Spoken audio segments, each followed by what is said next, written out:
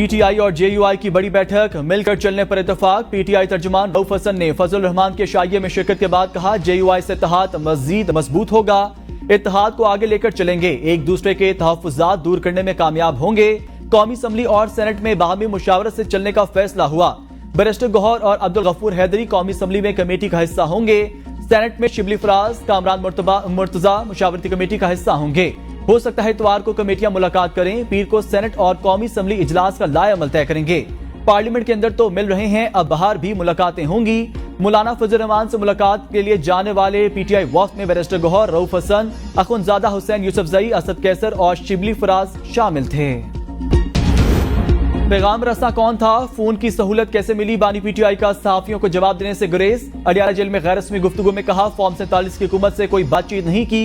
नवाज शरीफ का bag pack, London के लिए तैयार, सिर्फ जरूरी सामान उठाना है। आजम स्वाति ने मुलाकात में मालूमात दी, खत्म नबूवत पर दीनी जमात इस्लामाबाद में एहतजाज कर रही हैं। इंतशार का खदशा था, इसलिए जलसा मुलतवी किया। अगर जलसा करते तो दोबारा 9 मई गले पड़ने का खदशा था। अभी तक पहले वाले 9 मई की जुडिशियल इंक्वायरी भी नहीं करवाई गई। अब जलसा रोकने की कोशिश की जिम्मेदार हुकूमत खुद होगी। पार्टी को कह रहा हूं, 8 सितंबर को किसी किस्म की रुकावट बर्दाश्त ना करे। चीफ जस्टिस काजी फजीसा को एक्सटेंशन देने के लिए काम हो रहा है। अगर काजी फजीसा को एक्सटेंशन ना दे सके तो फिर सीनियरिटी पर असरअंदाज होकर अंदर से अपना बंदा लाएंगे। दोनों सूरतें कबूल नहीं, भरपूर एहतजाज करेंगे। अगर 9 मई में जनरल फैज मुलविस थे तो ओपन ट्रायल करें। हुकूमत ने वजीर आला केपी से राब्ता करके जलसा मंसूख करने की दरख्वास्त की थी। अली अमीन गंडापुर को बताया गया, हालात खराब है, मलबा आप पर गिरेगा। बैरिस्टर अकील मलिक की एबीएन न्यूज के प्रोग्राम बदलो में गुफ्तगू, कहते हैं बानी पीटीआई से हुकूमत और एस्टेब्लिशमेंट का बराह रास्त कोई राब्ता नहीं हुआ। अली अमीन को सब बताने के बाद जिम्मेदारी आदमी आजम स्वाति से राब्ता किया। रात को बानी पीटीआई का अली अमीन गंडापुर से राब्ता हो चुका था। बानी पीटीआई की ख्वाहिश पर उन अफराद से मुलाकात कराई गई जिनका उन्होंने कहा बानी पीटीआई के पास बात मानने के अलावा कोई चारा नहीं था। बानी पीटीआई से रहनुमाओं की मुलाकात हुकूमत और एस्टेब्लिशमेंट की मुश्तरका कोशिश से हुई।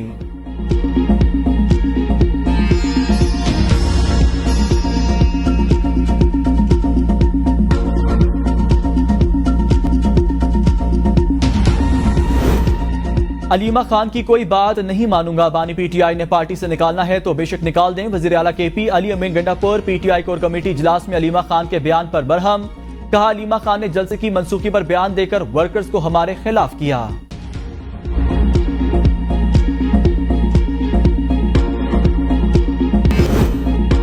ऑपोजिशन जमातों का हुकूमत को टफ टाइम देने का फैसला। पीटीआई का कौमी असम्बली की कायमा कमेटियों से इस्तीफे देने के ऊपर गौर। महमूद अकज़ई की तजवीज़ पर मुशावरत शुरू।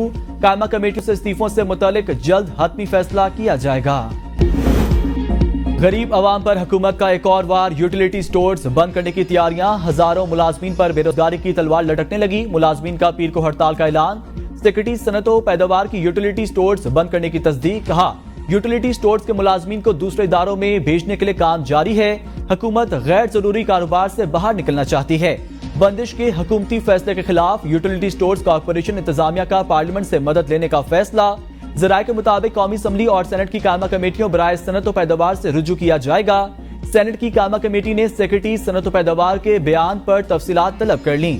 चेयरमैन कायमा committee senator own Abbas Bappi का फैसले पर तशवीश का इजहार। कहा इंतहाई अफसोसनाक फैसला है, स्टोर्स को बंद किए जाने का मामला किसी के इल्म में नहीं था। हजारों मुलाजमीन का क्या होगा, यह हुकूमत को इल्म ही नहीं। मुलाजमीन को कहां एडजस्ट किया जाएगा, क्या लोगों को बेरोजगार किया जाएगा।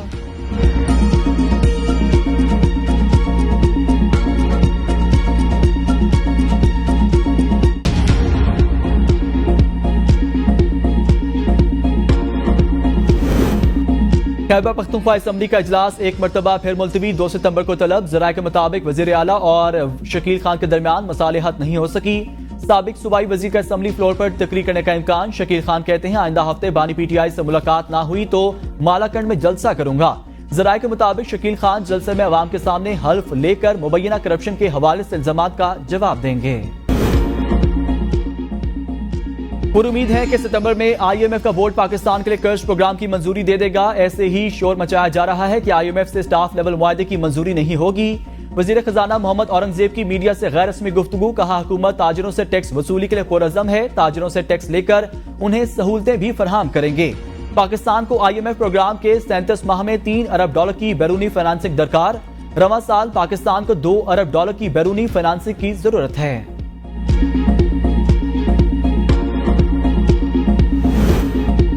IPPs को नई शराइत पर आमादा कर रहे हैं, मुआहदे खत्म नहीं करेंगे। वज़ीर तवानाई अवैस लगारी कहते हैं महंगी बिजली की वजह IPPs की पॉलिसी नहीं बल्कि मुल्क के माशी हालात हैं। 2 माह में IPPs पर कौम अच्छी खबर सुनेगी।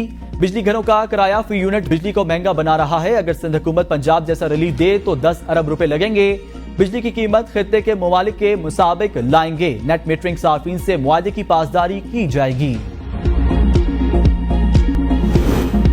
बज़ाहिर लग रहा है हुकूमत ही जबरी गुमशुदगियों की बेनिफिशरी है। इस्लामाबाद हाई कोर्ट के अजहर मशवानी के 2 लापता भाइयों की बाजियाबी के केस में रिमार्क्स। जस्टिस मियां गुल हसन ने रिमार्क्स में कहा, इस मुल्क में लोग अगवा होते हैं और चीफ एग्जीक्यूटिव कुछ नहीं करते। अटॉर्नी जनरल ने कहा था वजीर आजम को ब्रीफ करूंगा। वकील बाबर अवान ने कहा वजीर आजम के पास इस अदालत के ऑर्डर पढ़ने का वक्त ही नहीं। अदालत ने ऑब्जर्वेशन दी, जब से हाई कोर्ट में केस शुरू हुआ तफ्तीश रुक गई। जस्टिस मियां गुल हसन औरंगजेब ने पूछा दोनों कब से लापता हैं। पुलिस अफसर ने बताया 6 जून से गायब हैं। अदालत ने रिमार्क्स दिए 3 माह हो गए, 2 बंदे जबरी लापता हैं। इनके खानदानों पर जो गुजर रहा होगा हमें अंदाजा है। लोगों को उठाया जा रहा है मगर चीफ एग्जीक्यूटिव कुछ नहीं कर रहे।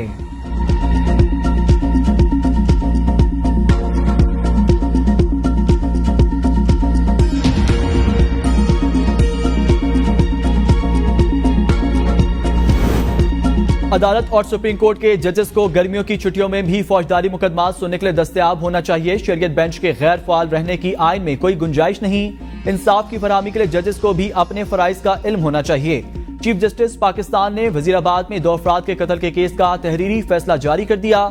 जस्टिस काजी फाजीसा की 6 साल ताखीर से अपील का फैसला करने पर माजरत। कहा सुप्रीम कोर्ट ने 21 साल पुराने कत्ल के वक़्वे का फैसला सुनाया। मुलजिम पर 2 अफराद के कत्ल और ज़िना का इल्जाम था। इस्तगासा शख्स से बालातर केस साबित करने में नाकाम रहा।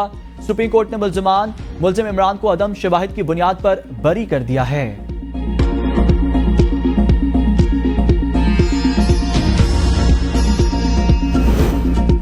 इलेक्शन कमीशन की वेबसाइट अमेरिका, इंग्लैंड और दीगर ममालिक में ब्लॉक होने का इंकशाफ। पतन रिपोर्ट के मुताबिक इलेक्शन कमीशन की वेबसाइट कई मगरबी ममालिक में गैर फाल है। IT एक्सपर्ट के चेक करने पर बैरून ममालिक में मौजूद पाकिस्तानियों का दावे दुरुस्त साबित हुए। कौमी और सूबाई हलकों में वोटर्स टर्नआउट में बड़े फर्क पर सियासतदान इखलाकी जवाज खो बैठे।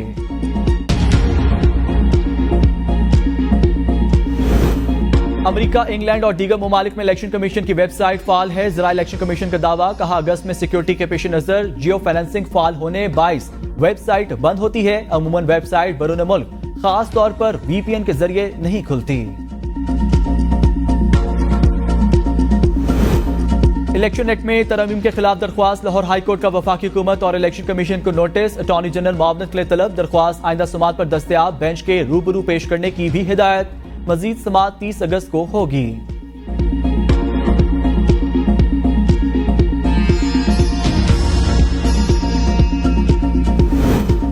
बिजली बिल्स में फ्यूल प्राइस और समाही टैरिफ एडजस्टमेंट के खिलाफ केस समात के लिए मुकर्रर। चीफ जस्टिस की सरबराही में 2 रुकनी बेंच 26 अगस्त को समात करेगा। जस्टिस नईम अख्तर अखवान 2 रुकनी बेंच का हिस्सा होंगे।